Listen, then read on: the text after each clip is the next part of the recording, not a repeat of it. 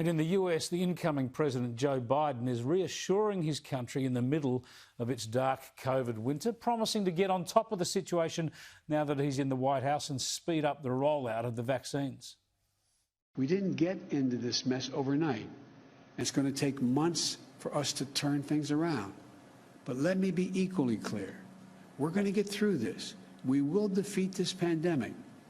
And to a nation waiting for action, let me be clearest on this point. Help is on the way. Joe Biden faces plenty of other challenges in the early days of his presidency. To look at some of the major issues of the moment, I crossed to Washington earlier today to catch up with our good friend John Decker, who's now the White House correspondent for Grey Television. John Decker, thanks for joining us again. Let's start with impeachment. There's a second impeachment trial now imminent for former President Donald Trump. Is this a way for Joe Biden to unite the country? Well, that's certainly the argument that's being made by Republicans, that it's not the way to unite the country, that Joe Biden, during his inaugural address, that was the theme of his inaugural address, uniting the country. And this obviously is something that is divisive. And that being said, Democrats are going through with this. The trial will begin in about 2 weeks' time. And I think it's going to be a bipartisan vote in terms of convicting President Trump, which does not mean that he will be disqualified from holding office again. It simply means that you're going to get, I think, more than one Republican senator to vote to convict President Trump, even though, of course, he is no longer in office. He's a private citizen.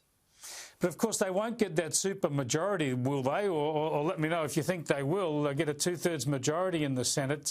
The other thing that interests me here is, I mean, you don't have to defend President Trump's or former President Trump's appalling behaviour after the election to wonder about the political result here. Could it make a martyr of Donald Trump, thereby sort of feeding his political narrative?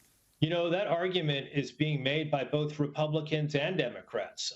The argument being, of course, that President Trump will be acquitted in terms of this impeachment trial. And as a result, it will actually strengthen him and the voice that he has, not only in the Republican Party, but with the U.S. population as a whole. He will be seen as a victim. That's the argument that's being made. But Democrats counter. They say, look, his actions have consequences, and this is the consequence of his action. His action, they say, is inciting the mob at the U.S. Capitol on January the 6th, inciting this insurrection.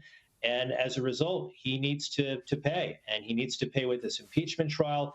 And the impeachment managers, Chris, will argue he needs to be convicted. To answer your question, there's virtually no chance of getting 17 Republican U.S. senators to break ranks, to join with every Democrat in the Senate to convict the president.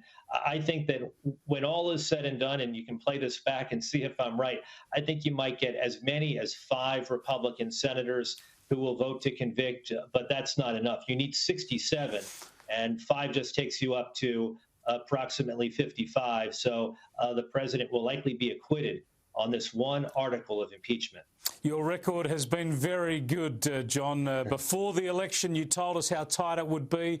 After the election, when you were with Fox News Radio, you told us that President Trump would not concede ever. I thought that sounded outlandish. You were spot on. So I'll take your predictions on this matter as well.